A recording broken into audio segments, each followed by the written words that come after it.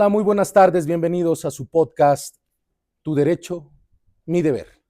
Y en la sección Conoce a tu candidato, tenemos a la maestra Blanca Ester Argueta Garfias. Muy buenas tardes, Blanca. ¿Qué tal? Muy buenas tardes tengan todos ustedes. En efecto, mi nombre es Blanca Ester Argueta Garfias y soy candidata a jueza de distrito en materia penal del primer circuito de la Ciudad de México. ¿Qué boleta, qué alcaldía? Muy bien, soy el número 3 de la boleta amarilla y me corresponden las alcaldías de Gustavo Amadero y Cuauhtémoc, una sección únicamente. Perfecto. Ahora, platícanos, ¿quién es Blanca? Bueno, ¿Cuál es tu carrera personal, profesional? ¿Cómo es que llegaste aquí? ¿Cómo es que te gustó el derecho? bueno, hablando de cómo me gustó el derecho, pues siempre he sido una vida creyente de la justicia, me ha gustado la igualdad, siempre he buscado que haya un equilibrio y desde muy a temprana edad, 12 años en promedio aproximadamente, vivía en un lugar en donde rentábamos al menos 3 familias. Dentro de ese grupo de familias había una vecina que tenía un esposo que era golpeador. Wow. Entonces escuchábamos en muchas ocasiones la golpiza y en una de ellas sí fui a tocar a la puerta y me encaré al señor y le dije, oiga, no le vuelva a pegar a la señora porque le voy a llamar a la policía. Evidentemente me ofendí, me dijo una grosería y mi mamá me llamó, me dijo, no te metas en problemas. Y le dije, no le vuelve a pegar a la señora. Y le grité, señora, sálgase. La señora salió y me dijo, no, nena, tranquila, ahorita yo lo resuelvo. Y a partir de ese momento yo me paraba en la puerta todas las ocasiones que llegaba a ver al señor tomado, porque era alcohólico. Me paraba en la puerta y esperaba su llegada para hacer así como de, aquí no va a pasar nada más otra vez. Y a partir de ese momento me di cuenta de que tenía alguna visión como que de defensora Sí, siempre sí, de claro. los derechos de las mujeres fundamentalmente, ¿no? Para más adelante, bueno, estudié la carrera porque evidentemente me gusta derecho. Eh, He estudiado una maestría en juicios orales y derecho procesal penal, un primer doctorado en derecho penal, tengo un segundo doctorado en juicios orales y ciencias jurídicas, pero a la par he hecho diplomados. Tengo uno en política criminal, uno más en derechos humanos, otros con perspectiva de género enfocados al ámbito penal, que es mi materia, y soy perito en criminalística, por mencionar algunos de los cursos y Wow. grados que tengo. Algunos. Algunos. Doctora, entonces, doctora. Soy doctora. Ok, Blanca. Entonces, ¿cómo consideras tú por qué te postulaste para este cargo? ¿Por qué te postulaste? ¿Por qué postularte ahora? Bueno, dentro del Poder Judicial en el que yo me he desempeñado hace más de 27 años, ininterrumpidamente, tuve oportunidad en algún momento de concursar para juez de ejecución, que también es un área de exploración del derecho que me encanta, y de unos años para acá, bueno, no ha habido concursos. Entonces, el cambio del Poder Judicial, que ya que se gestaba desde 2018, ya había como que vistos para que hubiera algún cambio, y en el 2020 como que de manera ya más concreta, dije, una vez que esto se gesten, va a haber oportunidad de poder figurar. Tengo una trayectoria limpia, insisto, de más de 27 años de servicio 27 años de y experiencia. bueno, tengo 27 años de experiencia, ¿no? Ujú. Alguien por ahí me decía en algún momento si tenía perspectiva de lo que iba a hacer. Y les dije, es que la perspectiva la tengo desde el primer día que yo pisé el tribunal como abogada. Hoy día la conservo y sigo firme a los proyectos que he tenido de vida, que es justamente orientarme al ámbito penal, hacer justicia, que se respeten los derechos humanos, porque ese es el enfoque que hoy se necesita, y por supuesto una visión humanística, que es algo que al juzgador le hace mucha falta. Acabas de tocar una característica, una visión humanística. ¿Qué otras características crees que deba tener en la actualidad un magistrado? Todo juzgador, jueces, magistrados, deben tener la característica de accesibilidad, que es un tema que no ha podido permear durante mucho tiempo con relación a la gente y a los ciudadanos. Estaban muy lejanos. Está muy lejano. Sí. O así es como tiene la visión el ciudadano. Claro, La claro. realidad es otra. En el caso personal, siempre he tenido la fortuna de que la gente se acerque, que me pregunten, atenderlos, porque además es una obligación del juzgador, atender al reclamo ciudadano, sobre todo cuando se trata de los asuntos que tenemos en conocimiento. No es únicamente la accesibilidad, es ser imparcial, totalmente equilibrado en las decisiones, tener esa congruencia que requiere el juzgador al momento de resolver, pero también al momento de tratar el asunto, que si tratas al Ministerio Público, tiene que estar la defensa para que haya un equilibrio. Perfecto. Ahora, Blanca, ¿cuáles han sido o platícanos alguna experiencia que haya sido muy significativa en tu carrera de juzgadora? ¿Algún tema que hayas visto, alguna experiencia, algún caso que te haya marcado? Fíjate que he tenido muchos casos. Sí, me imagino. Me gustaría comentar de 3 a lo mejor específicamente. Hace muchos años me llegó un asunto de una mujer que tenía algunos problemas depresivos, maníaco-depresivos, que no habían sido debidamente detectados. Ella era la víctima y el esposo era un golpeador. Uy. Entonces la lesionó, le mordió los senos, los hombros, la cara. Ay, no. Eran lesiones calificadas. Ujú. Pero esta mujer no había dicho que tenía ese problema de salud.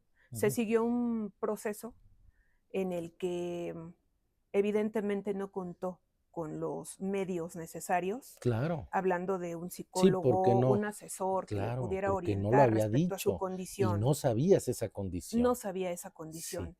Y al final decidimos que evidentemente condenar al sujeto, pero aunque no era la obligación como juzgadores canalizarla a una ayuda específica, en este caso de un psiquiatra, nosotros como que en una acción humanista decidimos mandarla con el psicólogo, además de atención a víctimas del Eso delito. es justicia integral, Blanca.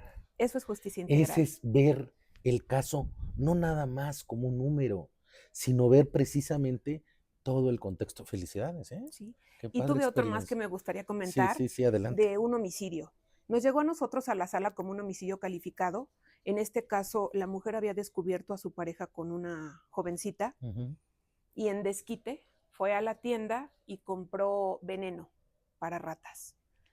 Compró un refresco y entre el azúcar y el veneno pues no se percibía el sabor. Le dio a beber a sus 2 hijos de 4 y 6 años de edad el veneno Mm. y después se tomó 3 cucharadas de la misma bebida. Ella sabía que eso le iba a afectar de manera moral al esposo por la acción que él había tenido del adulterio. Pero ¿cómo Y en el castigar momento de al... estar recabando las pruebas y hacer este conglomerado probatorio, también nos percatamos de que ella tenía problemas depresivos, que son Uy, casos en donde quiero hablar de una justicia que engloba esa integralidad. sí. Entonces, al momento de empezar a hacer la evaluación de las pruebas para optar por la sanción, dijimos, bueno, ¿qué es más? La mujer estaba atravesando por una serie de violencia emocional, de alguna manera, y estaba como orientada a una violencia, se me fue ahorita em, ay Dios, se me Violencia va. psicológica, económica, Sí, estaba atravesando por una serie de cosas de violencia, pero era un estado de violencia, crítico. Sí, crítico, sí, por sí, sí. decirlo de alguna manera. Sí, claro. Entonces, al momento de sancionarla, dijimos, ¿cuál iba a ser la pena?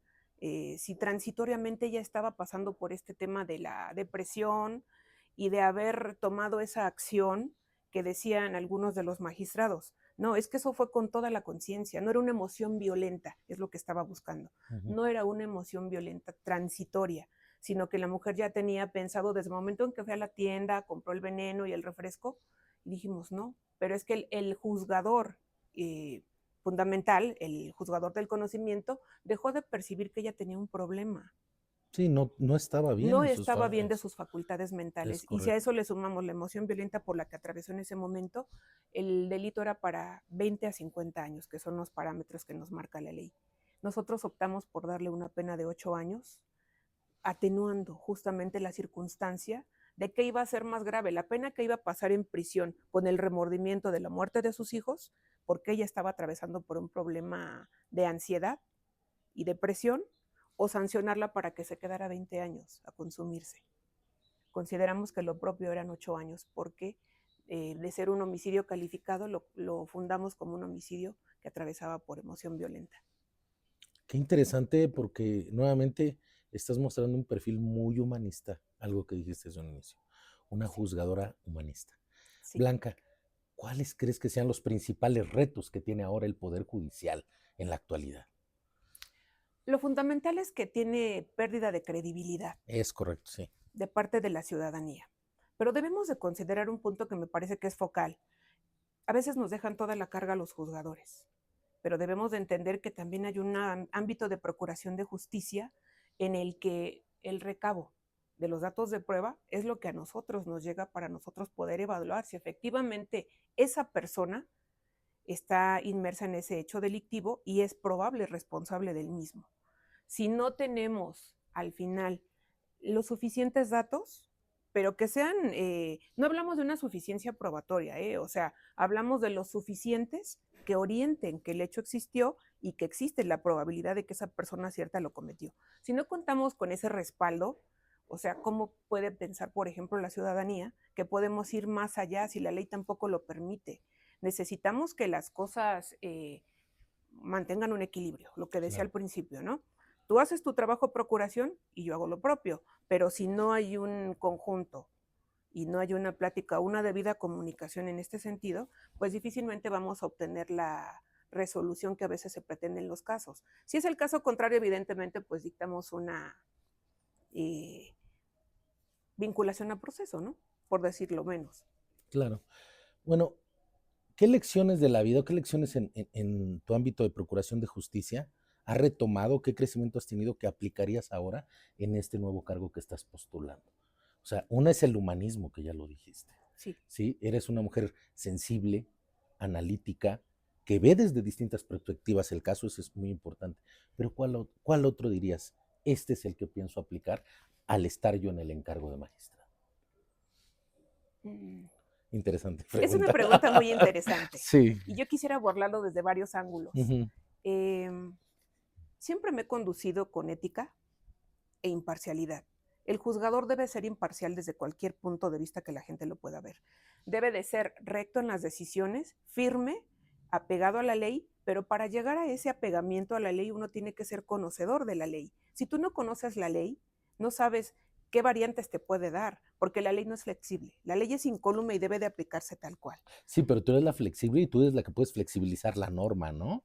Dependiendo, analizando derechos humanos o que hay dos derechos y uno está por encima del otro. Ahí es donde puedes tú flexibilizar la norma. Sí, es un tema de, evidentemente, tratar cuestiones de derechos humanos, porque Sí. hoy día no podemos desapartarnos de la idea social ni personal de los derechos humanos. Los derechos humanos es una cuestión global y debe observarse de manera intacta en todas las resoluciones y determinaciones que tenemos. Pero no es únicamente la observancia de los derechos humanos, es la observancia de la ley, el conocimiento de la misma, la debida aplicación de la justicia, porque en este sentido, la justicia antes la teníamos percibida desde el punto de vista filosófico como el dar a cada quien lo que le corresponde. Ahí te iba a preguntar, pero corresponde tu concepto de justicia, sí. Pero de una manera práctica. ¿Cómo Sí. ves a la justicia? Decía, dar a cada quien lo que responde es muy ambiguo. Sí, claro. No, es dar a cada quien lo que responde en la medida de su actuar, lo que se debe dar en la medida de su actuar. Debe haber una proporcionalidad entre lo que hago, lo que decido y lo que le toca. Entonces, ¿qué hago para llegar a este punto? Pues evidentemente tengo que analizar todo el marco probatorio, tengo que escuchar a las partes, porque ese es mi deber y mi obligación. Tengo que observar que el juzgador de primer momento haya observado los protocolos, por ejemplo, en materia de protocolo de Estambul, cuestiones de tortura, donde vengan inmiscuidas personas de la tercera edad, el interés superior del menor, la perspectiva de género en casos de violencia contra las mujeres, que es mucho, y observando los protocolos que nos señala la Suprema Corte de Justicia de la Nación, lo que vemos además en tratados de carácter internacional, lo que viene aquí, el principio de presunción de inocencia y províctima para la equivalencia entre lo que vamos a resolver, hacer que la justicia se aplique, que el responsable reciba el castigo, pero que la víctima también resarza en su daño. Y viene integral. la otra parte, ¿no? Que también si de ese marco probatorio observamos que no hay una correspondencia con lo que se determinó, tenemos la obligación necesaria en materia de derechos humanos y por derechos humanos de absolver a la persona que no es culpable, y que son muchos casos también. No, sí, claro, hay muchos casos. Hay muchos casos porque efectivamente, como lo decías, la Procuración de Justicia de repente falla en recabar esos datos y también pues no te da elementos a ti para que puedas juzgar. Pero a ver, ¿qué piensas ahora o qué medidas crees que se deban tomar para garantizar una independencia judicial y qué tan importante debe ser esta independencia judicial? Pues a título de lo que acabas de decir, debe haber independencia y autonomía en las decisiones, no seguir líneas ni consignas ajenas, sino centrarte en lo que viene en el proceso. ¿Qué pruebas hay? ¿Qué personas comparecieron?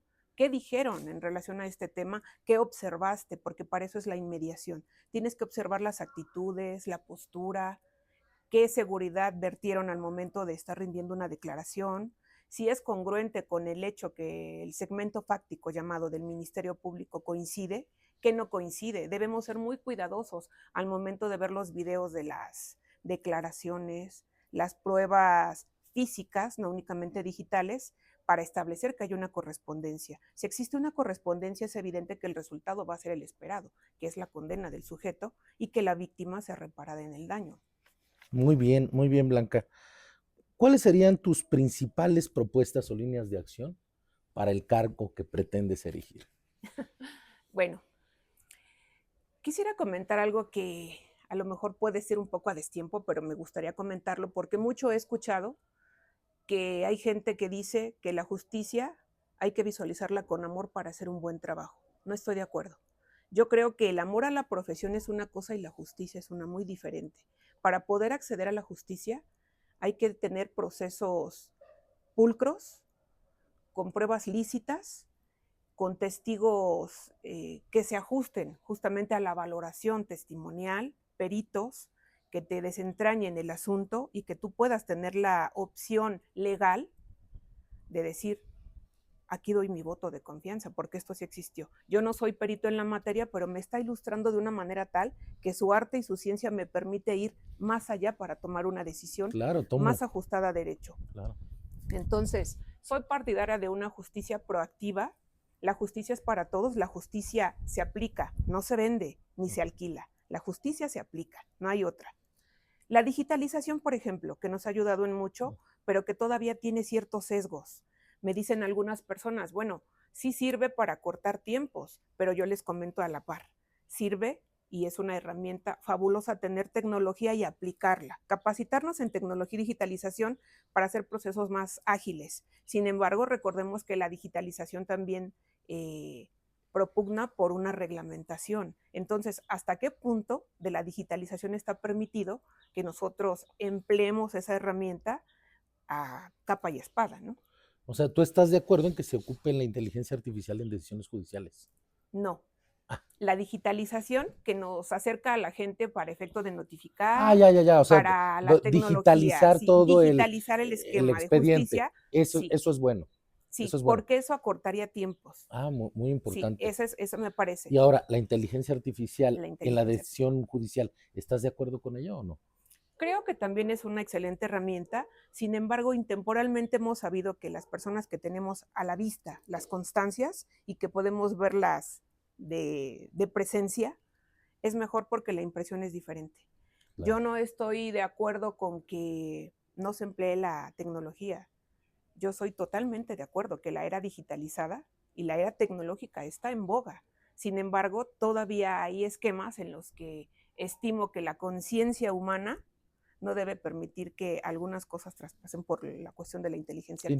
interesante. No, y aparte que puede también llegarse a una violación de la privacidad.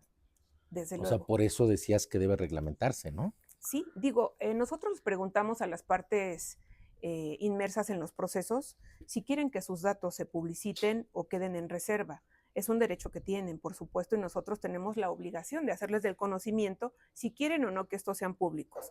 Generalmente no quieren que sean públicos, y en eso consiste la publicidad, la privacidad y el respeto a esa sección del juicio, vaya, porque es un todo.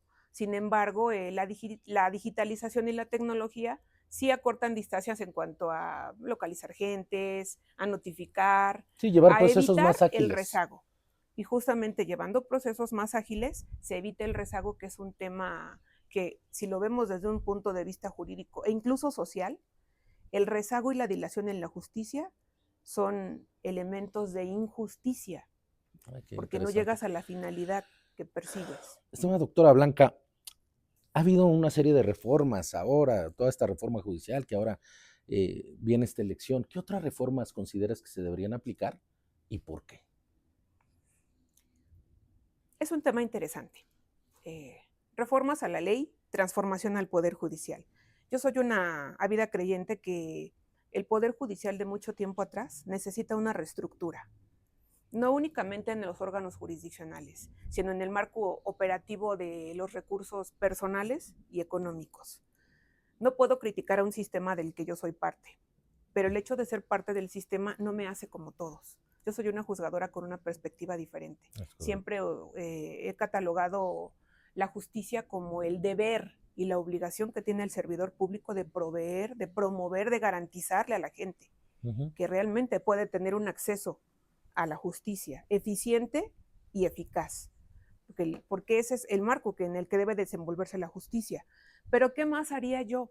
¿Qué promovería, además de lo que decía sobre la digitalización y la tecnología? Bueno, que las sentencias que dictamos comprendan de manera efectiva y eficaz toda esa perspectiva de lo que mencionaba hace unos momentos sobre los protocolos. Hay sentencias que no vienen debidamente fundadas y motivadas, y es el motivo de que muchas de las ocasiones nos concedan amparos. Y aquí sí quiero a lo mejor aventarme un guayabazo y decir que en una temporalidad medida de 365 días, en donde en promedio se resuelven 400 asuntos, me llegaron 2 amparos en un año, que es nada.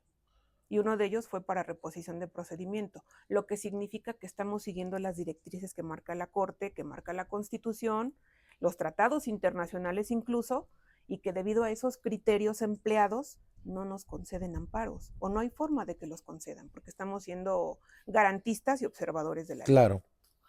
En cuanto al acceso a la justicia, ¿cómo mejorarías con la aplicación de estos protocolos que dices? ¿Mejorarías a los sectores más vulnerables? O sea, con la aplicación de todos estos protocolos, ¿sí se mejora la atención a estos grupos vulnerables?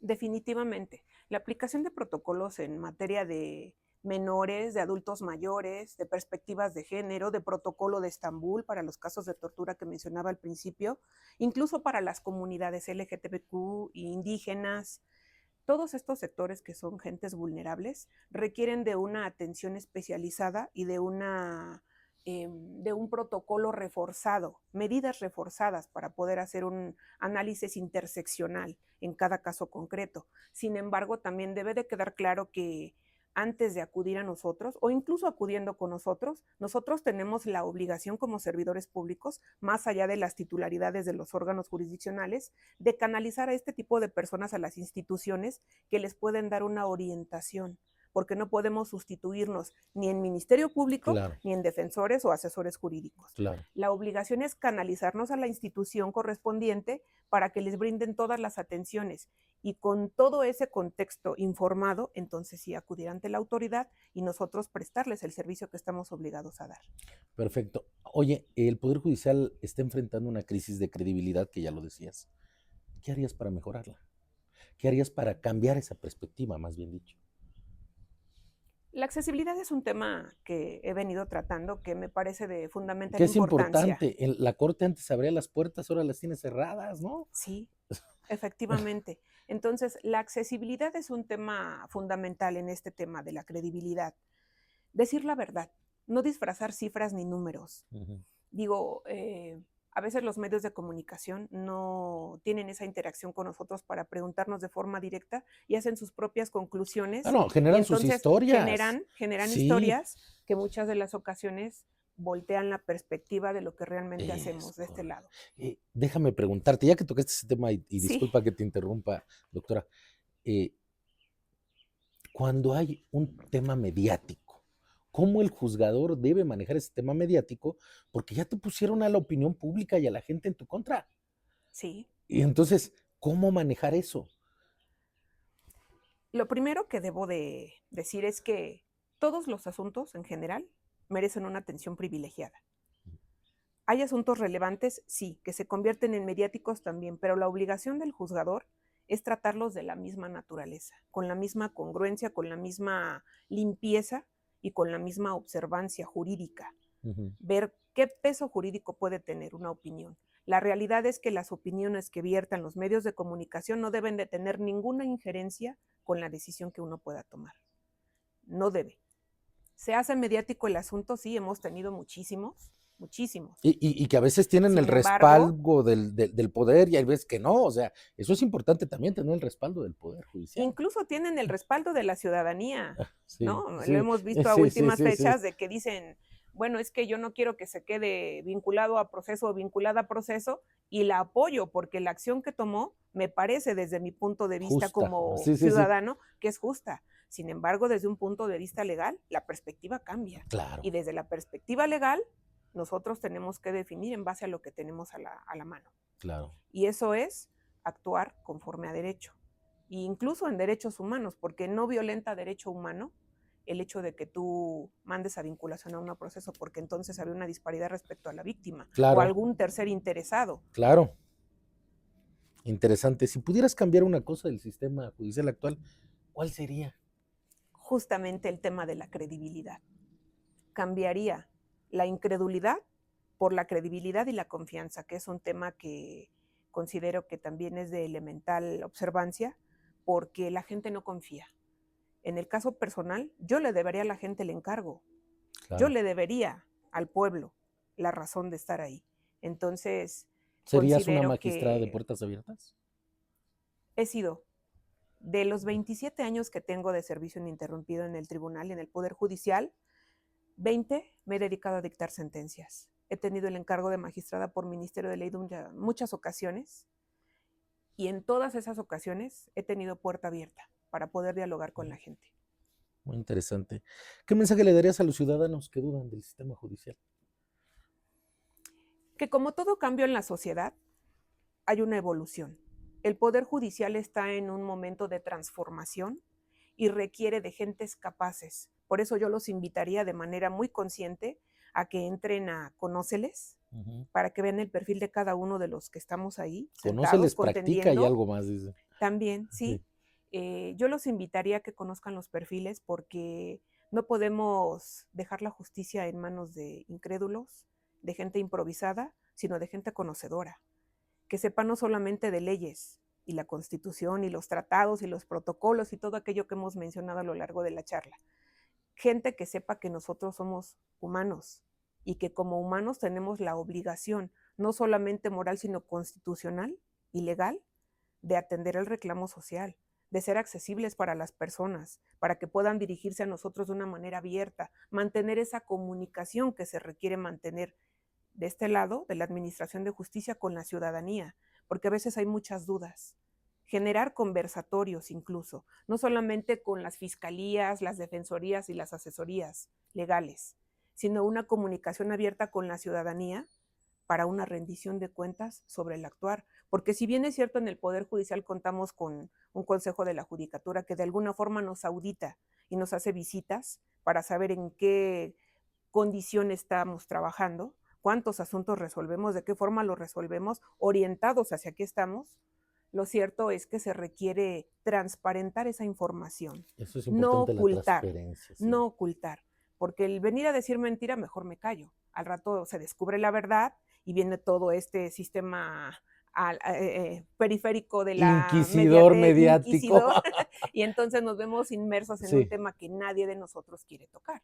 claro. Entonces, lo mejor es que si no tengo nada que decir, guarde silencio y me reserve para cuando me hagan la pregunta directa, pero el verdaderamente interesado, no el medio de comunicación que muchas de las ocasiones Tergiversa las cosas. tergiversa la información. Claro que sí, doctora. A ver, doctora Blanca, una vez que seas electa para magistrada, ¿cómo te gustaría que la gente recordara tu mandato?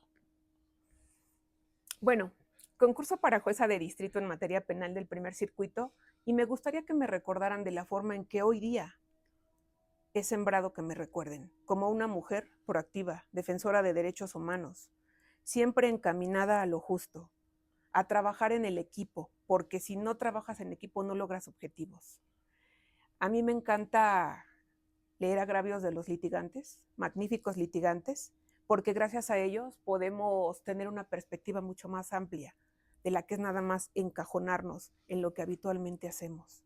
Ellos nos dan la pauta para meternos a más libros, a más conciencia, a generar incluso conciencia sobre lo que estamos resolviendo, y que la gente sepa que están las sentencias publicadas en anales de jurisprudencia, pueden consultarlas, pueden verificar cuál es el trabajo que estamos realmente haciendo. No dejarse nada más llevar por lo mediático, porque a veces te presentan la personalidad de un servidor público que no es la correspondiente a la realidad. Y a mí me gustaría mucho que me recordaran como esa mujer fuerte, de decisiones firmes, pero también accesible y con calidad humana. Una mujer fuerte, accesible, transparente y con calidad humana.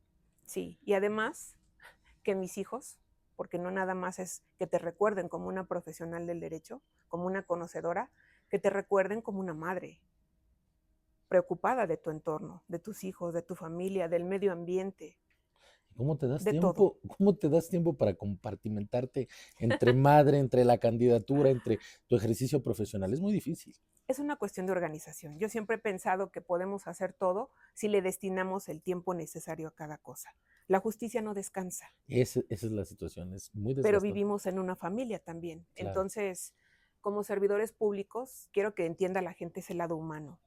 Estamos de tiempo completo en las oficinas, resolviendo asuntos, atendiendo gente, pero también somos madres de familia, padres de familia, que podemos tener incluso problemas legales, ¿eh? También Sí, claro, los claro, tenemos, claro. porque a veces son pensiones de servidores Sí. públicos, una serie de cosas, Sí, claro. herencias, todo lo que tiene que ver con lo que cotidianamente sucede en la sociedad. Entonces, no estamos exentos de que nos pase, pero quiero ser recordada así, como una profesional del derecho firme, decidida, empática, porque he sido muy empática con mi personal, con la gente que me rodea, con mis vecinos.